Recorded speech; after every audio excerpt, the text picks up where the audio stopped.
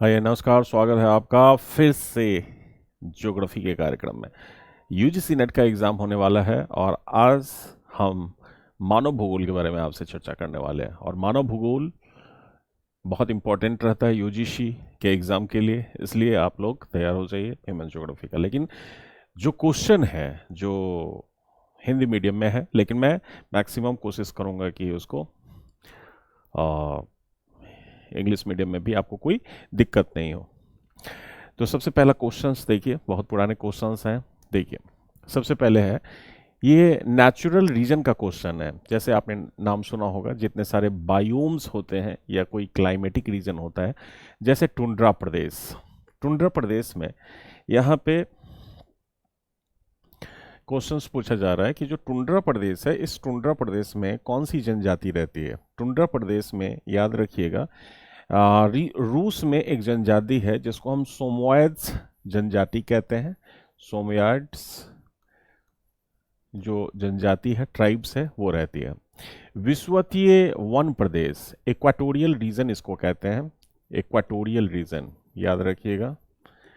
यहाँ कौन रहते हैं? तो इक्वाटोरियल रीजन में आप देखिएगा, मलेशिया में सेमांग जनजाति रहती है। तो बी का तीसरा, सेमांग जनजाति कहाँ की है? तो ये मलेशिया की जनजाति है। सोमोइड्स रूस की जनजाति है जो टुंड्रा प्रदेश में रहती है। स्टेप रीजन में यहाँ पे आप देखिएगा, किर्गिज जनजाति रहती है जो किर्गिस्तान में रहती है।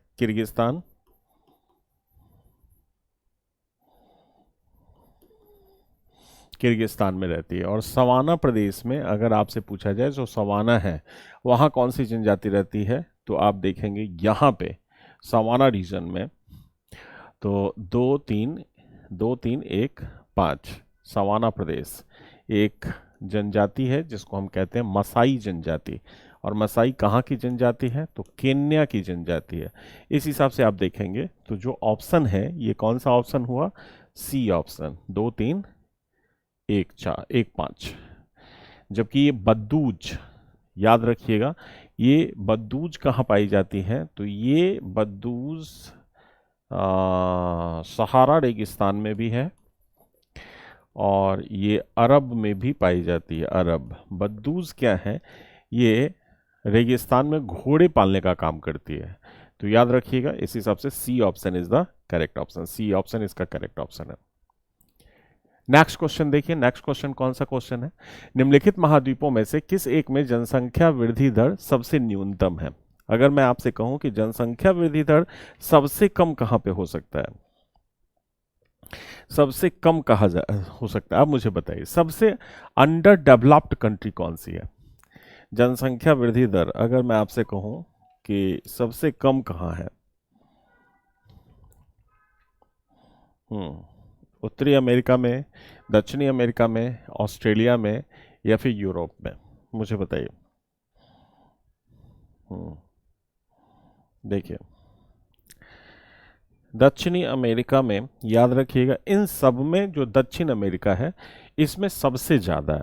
और यूं कहें कि अगर मैं कहूं कि इसमें सबसे ज़्यादा मैक्सिमम, अगर इसमें देखेंगे तो मैक्सिमम दक्षिणी अमेरिका में, क्योंकि दक्षिणी अमेरिका डेवलपिंग कंट्री है। तो माल्थस के सिद्धांत के अनुसार आप देखेंगे ये अभी जनसंख्या संक्रमण के दूसरे स्टेज में ही चल रहा है, जिसमें वृद्धि दर, जनसंख्या वृद्धि दर ज़्यादा होती है और मृत्यु दर पे थोड़ी थोड़ी लगाम होने लगती है, क्योंकि हेल्थ सेक्टर अच्छा होने लगता है।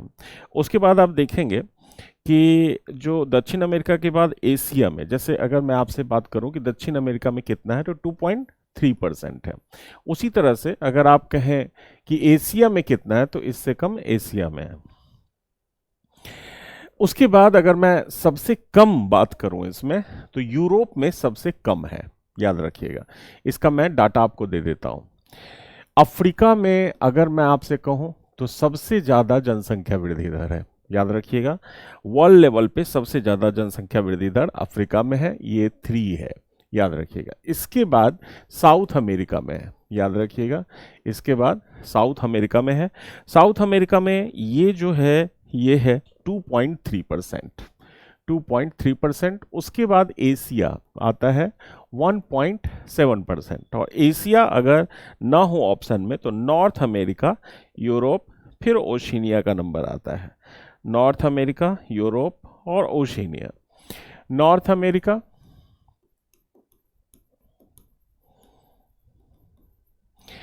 फिर यूरोप है, इसमें 0.9% के करीब है, जो वृद्धि दर है 0.9%, 0.9%। और north America, sorry, north America में 0.9%। फिर इसके बाद आ जाता है यूरोप, जो 0.3% है, याद रखिएगा। ओशिनिया, जिसमें ऑस्ट्रेलिया भी आता है, उसमें 1.5% है। ओशिनिया में सारे छोटे छोटे द्वीप समूह भी शामिल हो जाते हैं, 1.5%। तो सबसे कम आपने देखा किसमें है, 0.3% यूरोप में है, याद रखिएगा 0.3%। तो ये Europe, D option is the correct option. Next question देखिए, नेक्स्ट क्वेश्चन कौन सा है। नेक्स्ट क्वेश्चन आपसे पूछा गया प्राइमेट सिटी के बारे में। देखिए अर्बनाइजेशन का कुछ जो सेक्शन है बहुत ज़्यादा इंपॉर्टेंट है। अर्बनाइजेशन में अर्बन का डेवलपमेंट कैसे होता है, अर्बन एरिया कैसे डेवलप्ड होता है, उसके बारे में एक कॉन्सेप्ट है जेके जिप्स का रैंक साइज रूल। और प्राइमेट सिटी का कॉन्सेप्ट दिया है मार्क जैफरसन ने। प्राइमेट सिटी अगर आपसे पूछा जाए कि किसने दिया है इसका कॉन्सेप्ट, 1939 में ये कॉन्सेप्ट आया था जिसमें प्राइमेट सिटी का कॉन्सेप्ट दिया गया था। तो C option is the correct option. चौथा क्वेश्चन क्या है, निम्नलिखित कथनों पर विचार कीजिए। ब्राजील का काराजस क्षेत्र लौह अयस्क का क्षेत्र है। काराजस क्षेत्र लौह अयस्क का क्षेत्र है, याद रखिएगा। जो कारागस क्षेत्र है ये आयरन ओर्स के लिए जाना जाता है। आयरन ओर्स, ब्राजील का आयरन ओर्स के लिए जाना जाता है, याद रखिएगा। तो ये स्टेटमेंट तो सही है। दूसरा, ऑस्ट्रेलिया का पिलबारा क्षेत्र, ये तांबा का क्षेत्र नहीं है, याद रखिएगा। ये तांबा का क्षेत्र नहीं है, किस चीज का क्षेत्र है, तो ये भी आयरन ओर्स का क्षेत्र है।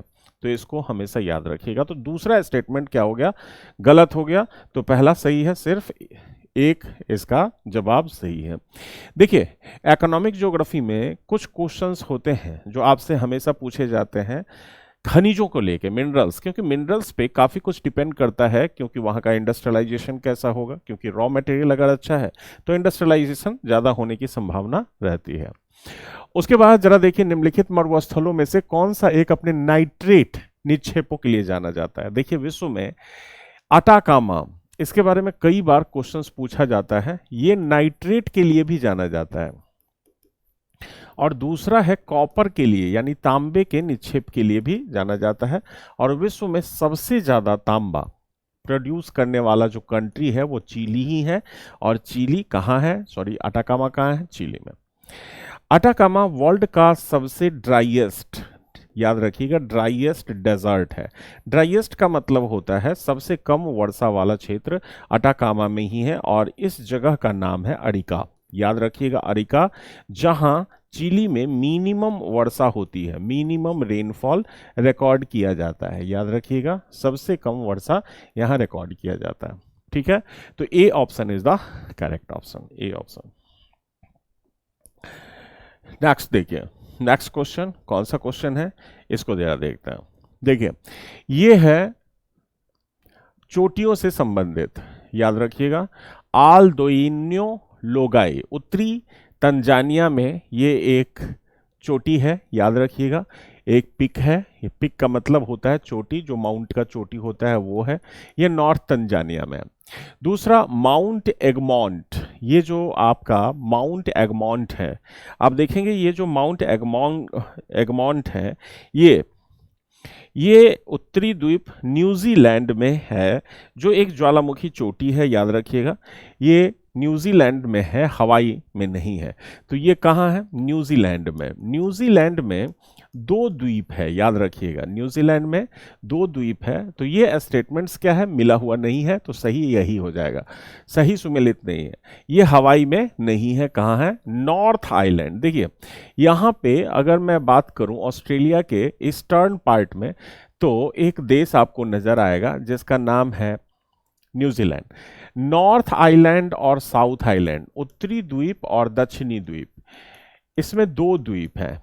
तो नॉर्थ आइलैंड्स में याद रखिएगा एक वॉल्केनो है, वॉल्केनो। अब यहाँ वॉल्केनो इसलिए है क्योंकि ये कौन से बेल्ट में है, पेरी पैसिफिक बेल्ट में है। मैंने आपको प्लेट टेक्टोनिक में इस चीज को बताया था कि रिंग ऑफ फायर किसको कहते हैं, जो प्रशांत महासागर के चारों ओर है, रिंग ऑफ फायर।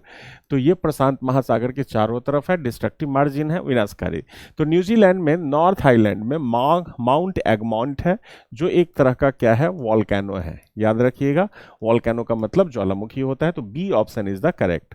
वॉल्कन पोआस जो कोस्टारिका में है, माउंट कल्यू चेवस्काया कमचटका प्रायद्वीप, कमचटका प्रायद्वीप में है, कमचटका पेनिनसुला।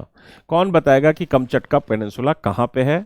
वर्ल्ड मैप का क्वेश्चंस है और वॉल्केनो से संबंधित है। डिस्ट्रीब्यूशन ऑफ वॉल्केनिक रीजन, याद रखिएगा ये बहुत इंपॉर्टेंट है। डिस्ट्रीब्यूशन ऑफ वॉल्केनिक रीजन,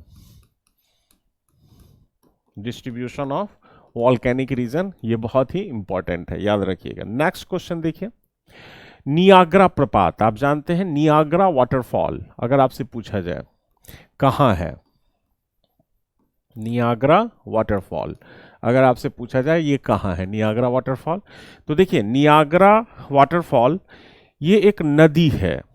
जो कौन सी नदी है? जो पूरे झील प्रदेश से होकर गुजरती है, और इस नदी को हम सेंट लॉरेंस रिवर के नाम से जानते हैं। सेंट लॉरेंस रिवर पूरे झील प्रदेश से होकर बहती है, और ये खास करके आप देखेंगे ये कहां पे है, ये कहां पे है,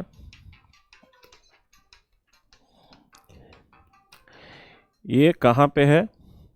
तो ये ईरी और एंटारियो के बीच में है, यहाँ पे आप देखिएगा, और एक नदी बह रही है, पूरा नदी इस लेक रीजन को क्रॉस करती है, सेंट लॉरेंस, और यहाँ चली जाती है। तो ये जो ओंटारियो है, ओंटारियो, और ये जो है ईरी लेक है, ईरी लेक, ये ठीक है, इन दोनों के बीच में यहाँ पे है। तो ये ऑप्शंस आपका क्या हो जाएगा? तो ईरी और एंटारियो, यानी C option is the correct option. C इसका सबसे सही जवाब हो जाएगा, C is the correct option. Next question जरा देखिए, नेक्स्ट क्वेश्चन कौन सा क्वेश्चन है इसको देखते हैं। नेक्स्ट क्वेश्चन देखिए कौन सा क्वेश्चन है, इसको जरा देखते हैं। ठीक है, नेक्स्ट क्वेश्चन देखिए। अब देखिए पश्चिमी वर्जीनिया, अब जो पश्चिमी वर्जीनिया है ये कहाँ है? अगर मैं आपसे कहूँ कि ये आपका वर्जीनिया ये कहाँ है, तो ये यूएसए में है। ये तो आप जानते हैं ये यूएसए में है। कोलोराडो का पठार भी कहाँ है? यूएसए में है। मिलवाकी भी कहाँ है? यूएसए में है। और न्यू ऑरलियंस ये भी यूएसए में है। यानी यूएसए का जो स्टेट है उसका अध्ययन आपको करना है कि जो स्टेट है वो स्टेट कितने हैं। तो यूएसए में 50 स्टेट हैं, उसमें जो मुख्य स्टेट है उसके बारे में आपसे ये क्वेश्चन पूछा गया है। अब इस क्वेश्चंस में आपको क्या करना होगा, ये जो क्वेश्चन है इसमें आपको क्या करना है, तो इसमें आपको उन सिटी की तलाश करनी है जो इससे संबंधित है। जैसे आप देखेंगे कि पश्चिमी और वर्जीनिया वाला जो क्षेत्र है यहाँ रॉकी पर्वत से एसिमिलेट करा सकते हैं। उसके बाद जो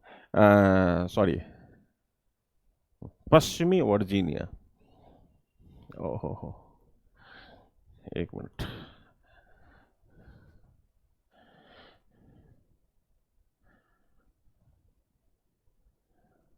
वन मिनट।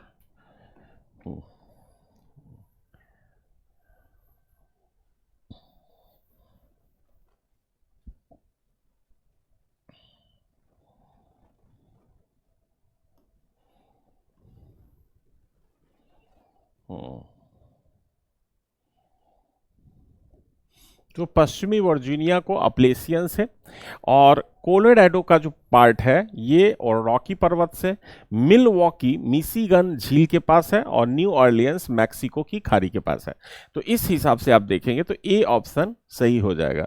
यूएसए का जो नक्शा है उस नक्शे को आपको देखना पड़ेगा। देखिए यहाँ पे ये रीजन है, यहाँ पे मैं आपको बता दूं कि जो कोलोराडो पठार है यहाँ पे है, कोलोराडो याद रखिएगा।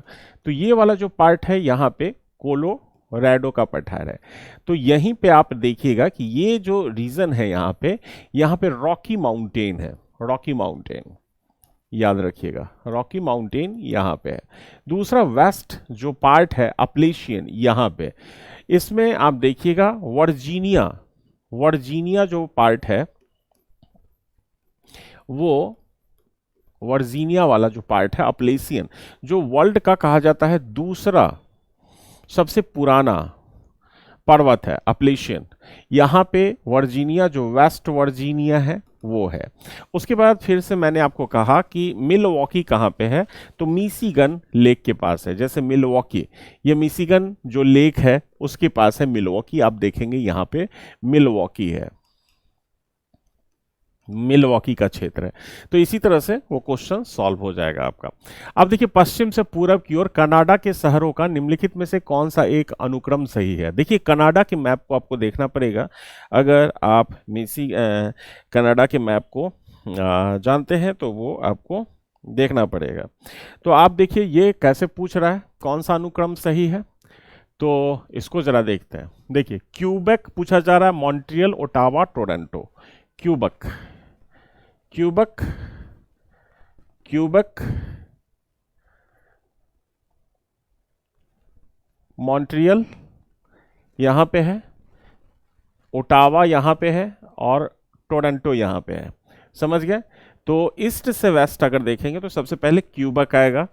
यहाँ पे जो मैंने आपको कहा सबसे ईस्ट में है, यहाँ पे ये क्यूबेक है, क्यूबेक यहाँ पे, ये इंपॉर्टेंट सिटी है। यहाँ पे मॉन्ट्रियल, मॉन्ट्रियल प्रोटोकॉल तो आप जानते ही हैं 96 में हुआ था, ओजोन से संबंधित है। यहाँ पे ओटावा है, ओटावा इसकी राजधानी है, कैपिटल है।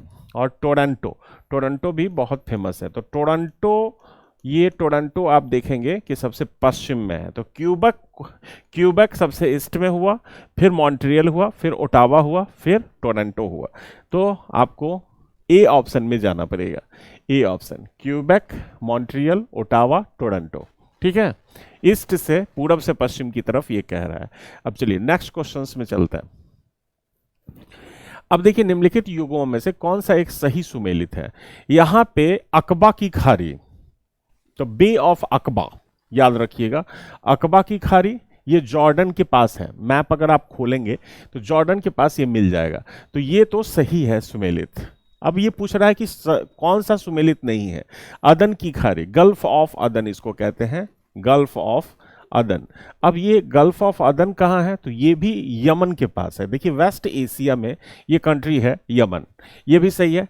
लिगुरियन सागर, लिगुरियन सी अगर आप देखेंगे तो वो कहाँ पे है, ये यूनान के पास नहीं है, ये इटली के पास है। इसको जरा देखिए, यहाँ पे देखिए लिगुरियन सी देख रहे हैं ना, ये क्रॉसिका एक आइलैंड्स है, कौन से सी में, तो मेडिटेरियन सी में, भूमध्य सागर में।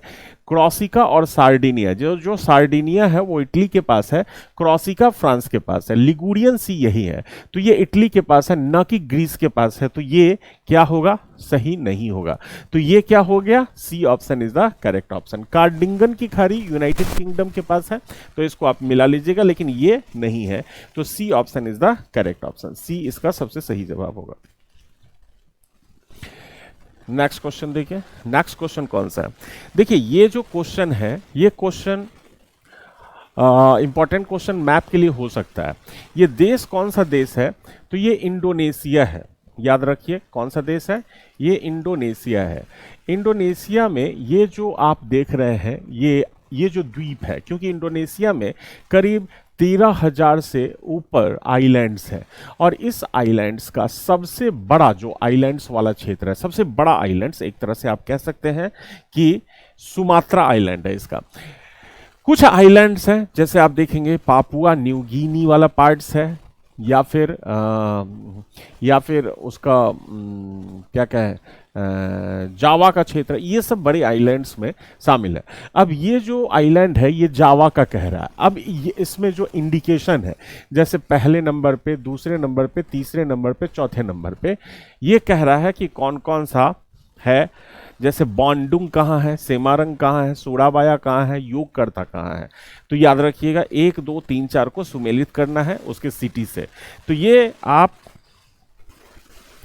सुमेलित कर सकते हैं। तो इसमें जो दिया गया है उसमें जरा देखिए, यहां पे देखिए, ये जो है सबसे वेस्ट में ये बांडुंग है, देख रहे हैं ना बांडुंग, ये बांडुंग है। यहां पे योग्याकार्ता है, और यहाँ पे सेमारंग है, और यहाँ पे सूड़ाबाया है। ये 4 सिटी को यहाँ पे फोकस किया गया है, और उस आधार पे अगर आप मिलाएंगे तो बांडुंग किससे मिलेगा, तो बांडुंग याद रखिएगा 1 से मिल जाएगा।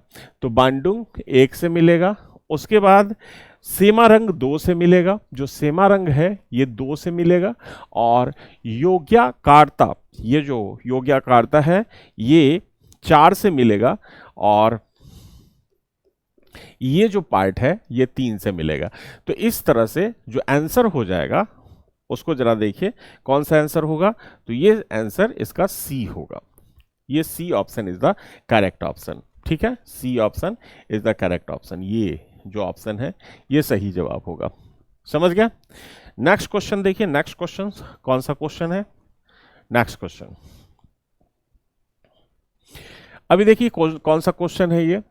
दक्षिण पूर्व एशिया की मुख्य भूमि का सर्वोच्च बिंदु हक्काबो राजी निम्नलिखित में से किनके बीच की सीमा पर है। देखिए, अगर कुछ क्वेश्चंस हैं जिस पे आप ध्यान नहीं दे रहे हैं तो उस पे आपको मैप में ध्यान देना चाहिए। South east Asia, south east Asia का मतलब है एशियान वाला जो देश है, एशियान वाला कंट्री। हम जो है सार्क कंट्री है, जैसे इंडोनेशिया वाला क्षेत्र है, मलेशिया, सिंगापुर, ये सब जो है दक्षिण पूर्व एशिया। इसकी सबसे ऊंची चोटी कौन सी है, तो हक्काबो राजी। अब ये पूछ रहा है निम्नलिखित में से किनके बीच की सीमा पर है, इनमें से किनके बीच की सीमा पर है ये पूछा जा रहा है। मुझे बताइए किनके बीच की सीमा पर है हक्काबो राजी। तो याद रखिएगा ये म्यांमार और चीन, ये जो है चीन और म्यांमार की सीमा पर अवस्थित है हक्काबो राजी। तो ये आपको इजीली मिल जाएगा हक्काबो राजी। नेक्स्ट क्वेश्चन ये देखिए, नेक्स्ट क्वेश्चन क्या है, निम्नलिखित देशों में से किस एक में रेड रिवर डेल्टा है। रेड रिवर के नाम से अगर आपका जब भी क्वेश्चन आएगा तो याद रखिएगा ये वियतनाम कंट्री में है। वियतनाम साउथ ईस्ट एशिया का कंट्री है, साउथ ईस्ट एशिया का कंट्री है, जिसका आप देखेंगे यहां पे ये डेल्टा बनता है। ये जो कंट्री आप देख रहे हैं ना, इस तरह का कंट्री, यहां पे ये डेल्टा बनता है, रेड रिवर का डेल्टा बनता है, red river delta, red river delta. तो ये किधर होगा, पैसिफिक ओशियन की तरफ का होगा। तो ये क्वेश्चंस का मतलब Vietnam, D option is the correct option, D option. Next question जरा देखिए, नेक्स्ट क्वेश्चन कौन सा क्वेश्चन है इसको जरा देखिए।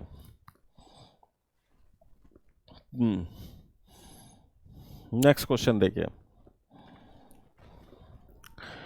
ब्राजील के उष्णकटिबंधीय वर्षावन में औसत दैनिक ताप पड़ास औसत वार्षिक ताप पड़ास से काफी अधिक होता है। दो चीजें हैं यहां पे ब्राजील के बारे में पूछ रहा है कि औसत दैनिक जो ताप पड़ास है, इसका मतलब होता है डायरूनल टेम्परेचर वेरिएशन, टेम्परेचर वेरिएशन यानी एक दिन में मैक्सिमम और मिनिमम टेम्परेचर के बीच का अंतर। और ये क्या है, ये औसत वार्षिक यानी annual temperature variation, annual temperature variation. तो ये कह रहा है कि ब्राजील का जो उष्णकटिबंधीय वर्षावन है, उष्णकटिबंधीय वर्षावन का मतलब इक्वाटोरियल रीजन में भी आप देख सकते हैं, जो अमेजन वन है, खास करके एक तरह से आपका इशारा किस तरफ है, तो अमेजन फॉरेस्ट की तरफ है। अमेजन फॉरेस्ट में कह रहा है कि दिन का जो टेम्परेचर वेरिएशन है वो वार्षिक टेम्परेचर वेरिएशन से काफी अधिक होता है, ये कह रहा है ये। तो याद रखिए, क्या ऐसा आपको लगता है, मुझे बताइए, क्या आपको ऐसा लगता है? हम्म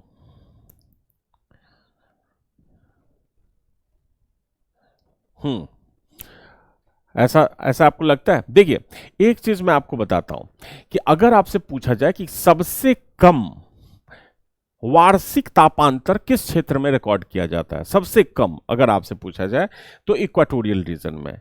तो इक्वाटोरियल में अगर ये जो होता है ये सबसे कम होता है, ये औसत वार्षिक कम होता है, इसका मतलब औसत दैनिक तापमास जो होगा ज्यादा होगा। तो दिन का मैक्सिमम और रात का मिनिमम, जैसे दिन में सूर्य की किरणें अमेजन फॉरेस्ट पे क्या है, बिल्कुल पैरेलल पड़ रही है, और रात में टेम्परेचर गिर जाएगा, ठीक है। लेकिन वहां का औसत जो वार्षिक तापांतर है बहुत कम होगा, क्योंकि वहां सालों भर क्या होता है, लगभग गर्मी पड़ती है। तो ये पहला जो स्टेटमेंट है वो सही है।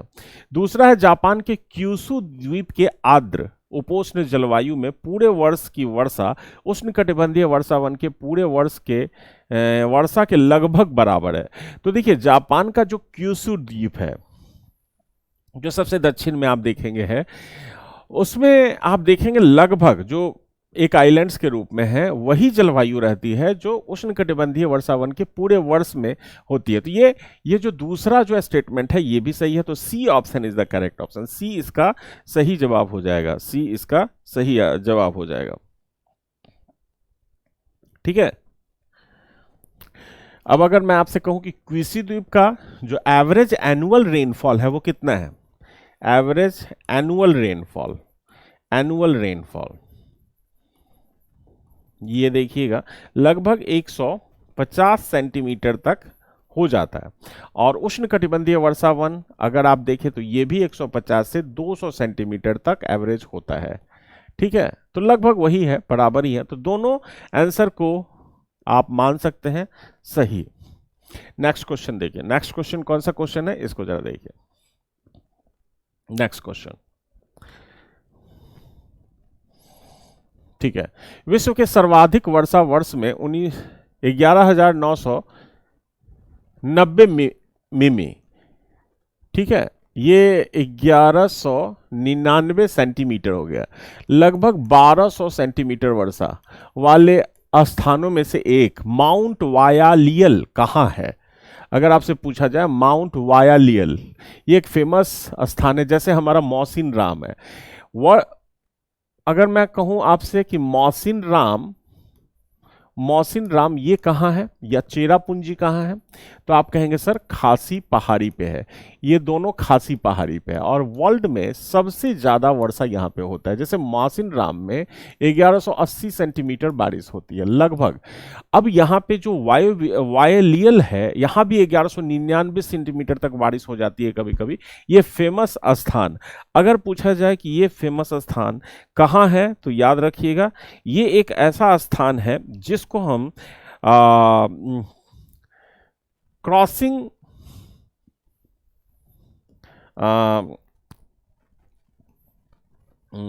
प्रशांत महासागर का चौराहा कहते हैं, the crossing point of Pacific ocean, crossing point of Pacific ocean किसको कहते हैं, हवाई को।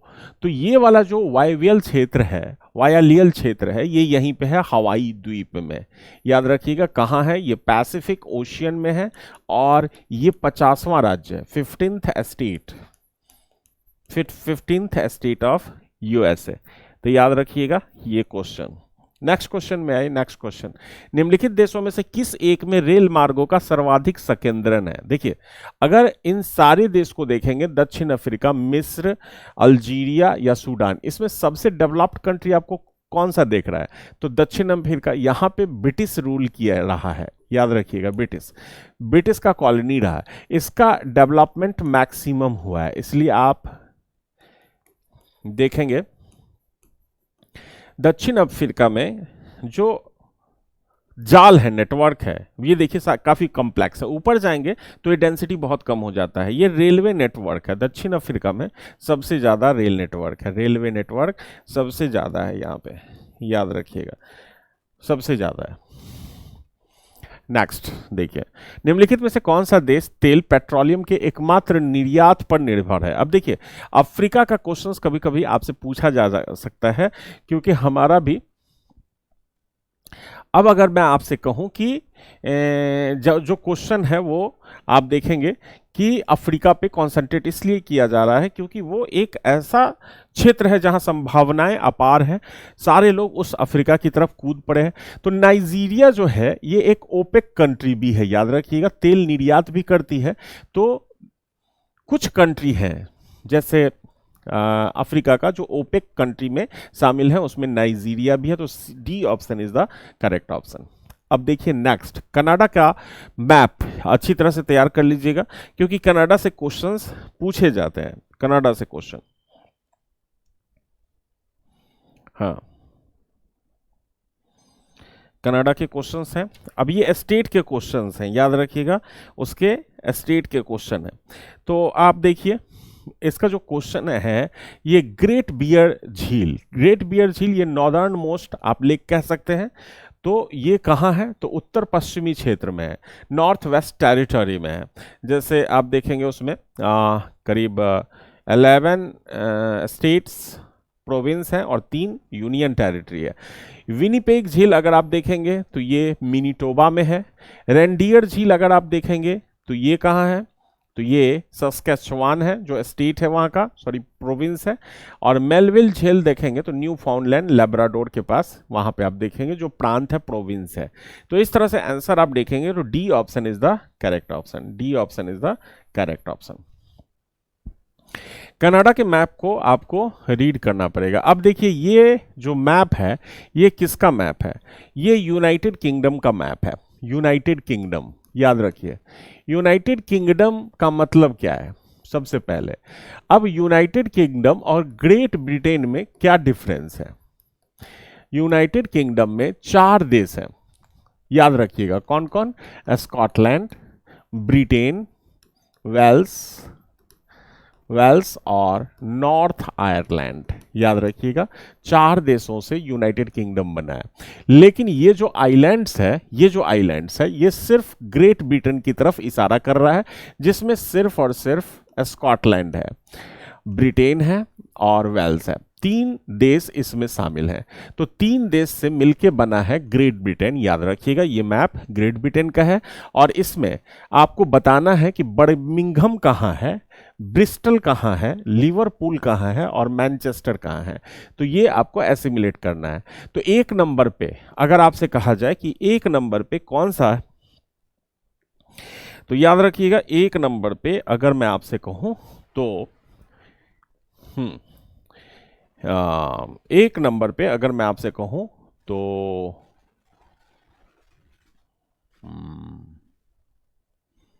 4, अगर 1 पे तो 1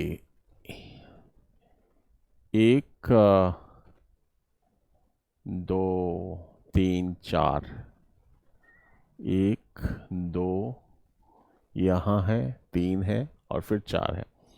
तो इस हिसाब से आप देखेंगे तो अगर ए बर्मिंघम है तो बर्मिंघम, ए से अगर बर्मिंघम को सुमेलित करेंगे तो तीसरे नंबर पे ये नंबर बर्मिंघम है, याद रखिएगा, बर्मिंघम, ठीक है, ये बर्मिंघम हो गया। और अगर आपसे कहा जाए कि बी क्या है, तो बी है आपका ब्रिस्टल, 4 पे है ब्रिस्टल, 4 पे हो गया। लिवरपूल जो सी है ये यहाँ हो गया लिवरपूल, याद रखिएगा। और 1 पे है ये जो मैनचेस्टर है, तो मैनचेस्टर जिसको हम कॉटन एंड टेक्सटाइल का बहुत बड़ा सेंटर मानते हैं, तो इस हिसाब से आप देखेंगे तो तीसरा जो सी ऑप्शन है ये सबसे सही जवाब है। C option is the correct option, C option सबसे सही जवाब है, C is the correct option. Next question जरा देखिए, तो ये मैप है, इसमें आप देख लीजिएगा, जैसे मैंने आपको कहा ये वाला पार्ट है, ये लिवरपूल है, यहाँ पे देखिए ये मैनचेस्टर वाला पार्ट है, उसके बाद आप देखिए ये वाला पार्ट ब्रिस्टल है, यहाँ पे तो लंदन वो दे ही रहा था, और इसके बाद ये वाला पार्ट बर्मिंघम है, ठीक है। तो मैनचेस्टर सबसे ऊपर, फिर लिवरपूल, बर्मिंघम, ब्रिस्टल, लंदन, ये वाला पार्ट है। और टोटल ये जो आइलैंड्स आप देख रहे हैं इसी को हम कहते हैं ग्रेट ब्रिटेन। और इसमें अगर ये वाला पार्ट शामिल हो जाए, सिर्फ नॉर्थ आयरलैंड, तो ये बन के हो जाता है यूनाइटेड किंगडम। जबकि साउथ जो आयरलैंड है जिसकी राजधानी डबलिन है, ये यूनाइटेड किंगडम में शामिल नहीं है। अब आइए नेक्स्ट क्वेश्चन, कौन सा क्वेश्चन है इसको जरा देखिए। नेक्स्ट क्वेश्चन को देखिए, ये कौन सा क्वेश्चन है। निम्नलिखित में से किस एक के साथ सर्वाधिक संख्या में स्थल सीमा वाले पड़ोसी देश हैं? यानी ये क्वेश्चन है लैंडलॉक्ड कंट्री। लैंडलॉक्ड का मतलब समझते हैं, यानी वह देश जो चारों तरफ से स्थल से घिरा होता है। जैसे अगर आप देखेंगे रूस के बारे में अगर आप देखेंगे तो ये लगभग 14 देशों से घिरा हुआ है। ब्राजील के बारे में अगर आप देखेंगे तो ये लगभग 10 देशों से घिरा हुआ है। जर्मनी, ये अगर देखेंगे तो लगभग 9 देशों से घिरा हुआ है। और जाम्बिया, ये लगभग 7 देशों से घिरा हुआ है। याद रखिएगा, तो सबसे ज्यादा देशों से घिरा हुआ जो रूस है, 14 देशों से करीब घिरा हुआ है, 14। और दक्षिण अमेरिका में सबसे ज्यादा देशों से घिरा हुआ है कौन? तो ब्राजील घिरा हुआ है। और यूरोप में देखेंगे तो जर्मनी 9 से है, जाम्बिया आप देखेंगे 7 से है अफ्रीका में। ठीक है, ये सारे लैंडलॉक्ड कंट्री हैं। इन चारों देशों को आप जरूर याद रखिएगा क्योंकि सब अपने अपने जगह पे सबसे ज्यादा देशों से घिरे वाले महाद्वीपों वाले देशों में से एक है। अब आइए, यूएसए और कनाडा इंडस्ट्रियल रीजन के रूप में बहुत ज्यादा फेमस रहता है, तो आपको उससे क्वेश्चन भी देखने को मिल जाएंगे। याद रखिएगा, क्वेश्चन भी देखने को मिल जाएंगे। अब जरा देखिए, ये जो पार्ट्स है, फिनिक्स, आप देखिए फिनिक्स जो शहर है, फिनिक्स आप याद रखिएगा, ये किसके लिए जाना जाता है? इलेक्ट्रॉनिक्स आइटम्स के लिए जाना जाता है। दूसरा, डेट्रॉयट विश्व का सबसे बड़ा ऑटोमोबाइल सेंटर है। याद रखिएगा, यहाँ पे कार का निर्माण किया जाता है। तो ए, रसायन, लौह इस्पात और कार वही बनेगा जहां आयरन एंड स्टील है। तो डेट्रॉयट्स याद रखिएगा, ये कई बार पूछा जाता है। डेट्रॉयट्स जो शहर है ये ऑटोमोबाइल, जैसे हमारे इंडिया का जो डेट्रॉयट्स है, डेट्रॉयट्स ऑफ इंडिया किसको कहते हैं? पीथमपुर को कहते हैं। पीथमपुर कहाँ है? तो ये एमपी में है, याद रखिएगा। उसके बाद मॉन्ट्रियल शहर कनाडा का, याद रखिएगा, ये किस चीज के लिए जाना जाता है? तो ये भी रसायन के लिए, लकड़ी के लिए, और यहाँ पे जो शराब उद्योग है उसके लिए। वैंकूवर, ये किस चीज के लिए जाना जाता है? तो यहाँ पे पोत निर्माण होता है, क्योंकि ये एक पोर्ट है वैंकूवर एक पोर्ट भी है, तो यहाँ पे पोत निर्माण का कार्य भी होता है। इस हिसाब से देखेंगे तो B option is the correct option. B option is the correct option. Next question जरा देखिए, 22 नंबर क्वेश्चंस, 22 नंबर क्वेश्चंस देखिए।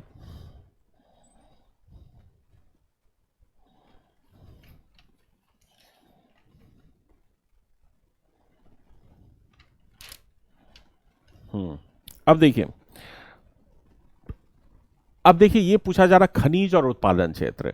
देखिए, रूस का क्रिवाई राग लॉ-एस्क के लिए जाना जाता है। याद रखिएगा, किस चीज के लिए?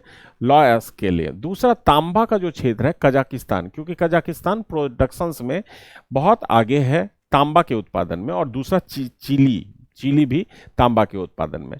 और एल्युमिनियम में अगर आप देखेंगे तो अरकानसस है, ये कहाँ है? अरकानसस कहाँ है? और निकेल का जो उत्पादन है वो क्यूबा में होता है। निकेल क्यूबा में होता है। तो इस हिसाब से आप चले जाएंगे तो डी ऑप्शंस ये सबसे सही जवाब है। ये D option is the correct option. D option is the correct option. Next question देखिए, निम्नलिखित में से कौन सा एक देश विश्व में सर्वाधिक मात्रा में अपरिष्कृत इस्पात का उत्पादन करता है? अगर मैं कहूं निम्नलिखित में से कौन सा एक देश है विश्व में सर्वाधिक मात्रा में अपरिष्कृत इस्पात, अपरिष्कृत यानी उसको हम परिष्कृत नहीं करें, उसको हमने कच्चा लोहा के रूप में ही, मतलब कच्चा लोहा के रूप में आप देखेंगे, या फिर आप उसको प्रोसेसिंग नहीं किए, आपने खाद्यान्न से निकाला और उसी अवस्था में है, सबसे ज़्यादा वो कौन करता है, ये आपसे पूछा गया है। तो याद रखिएगा, इसमें सबसे ज़्यादा जो स्थान है वो किसका है, तो चाइना का है। चाइना का स्थान सबसे ऊपर है। नेक्स्ट क्वेश्चन देखिए, बागान और बागान के नाम, ठीक है। जैसे अगर मैं कहूँ मॉरिशस, अगर मैं बागान का नाम कहूँ तो बहुत जगहों पे जो चाय का बागान है या कॉफ़ी का बागान है उसको कई नामों से जाना जाता है। जैसे आप देखेंगे कि मॉरिशस में जो गन्ना का बागान है वो काफ़ी फेमस है। उसके बाद फार्मोसा, ये ताइवान में, याद रखिएगा, चाय का बागान है, याद रखिएगा, चाय का बागान फार्मोसा, ताइवान में आप देखेंगे चाय का बागान है।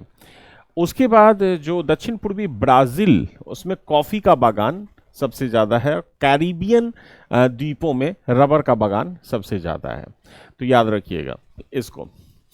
और कॉफ़ी के बागान जो ब्राज़ील में होते हैं उसको हम फेजेंडा के नाम से जानते हैं, फेजेंडा, याद रखिएगा। फेजेंडा कहाँ के बागान को कहते हैं, तो ब्राज़ील में कॉफ़ी के बागान को हम कहते हैं।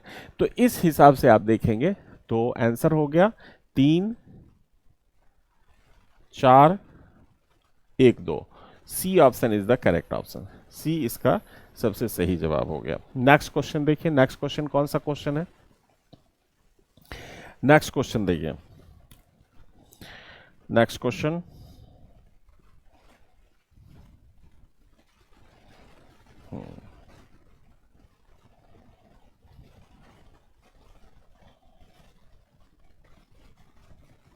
ठीक है। गेहूं की तुलना में जौ अधिक समृद्धि और क्षारीय मृदाओं को सहन कर सकता है। देखिए, क्षारीय मृदा का क्या मतलब है, गेहूं की खेती हमारे इंडिया के वेस्टर्न पार्ट में होता है और वहां क्षारीयता बहुत ज्यादा है। क्यों है, क्योंकि एक्सेस इरिगेशन, ओवर इरिगेशन से नीचे का नमक ऊपर चला है और मृदा की क्षारीयता ज्यादा हो गई है। तो पंजाब वाला जो बेल्ट है, हरियाणा वाला जो बेल्ट है, पश्चिमी यूपी वाला जो बेल्ट है, वहां पे अधिक संरंधी और क्षारीय मृदाओं को वो सहन कर सकता है और गेहूं की खेती हो सकती है वहां पे। तो यहाँ पे ऐसी ही मिट्टियां पाई जाती। तो पहला स्टेटमेंट सही है। बाजरा जो रागी है, इसकी खेती केवल दोमट मिट्टी में होती है, ये गलत है, क्योंकि इसको हर मिट्टी में किया जाता है जहां भी शुष्क प्रदेश होगा, तो ये गलत है। तो इसमें सिर्फ क्या हो जाएगा, केवल 1। तो आज की सभा यही समाप्त होती है। फिर नेक्स्ट क्लास में हम आपसे मुलाकात करेंगे और आगे हम इस सीरीज को कंटिन्यू रखेंगे, क्योंकि यूजीसी नेट का पेपर जो है उसमें मैक्सिमम किसी भी तरह का क्वेश्चंस, कैसा भी क्वेश्चंस, कि आपको ठीक लग रहा है क्वेश्चंस स्टैंडर्ड, आपको लग रहा है कि आप बना ले जाएंगे 60% से ज़्यादा, तो नेट क्वालिफाई हो ही जाएंगे। एवरेज मान के चलिए कि हमको जो क्वेश्चंस करना है 65 के राउंड में कर देना है, तो आपका हो जाएगा। तो thank you very much, all the best.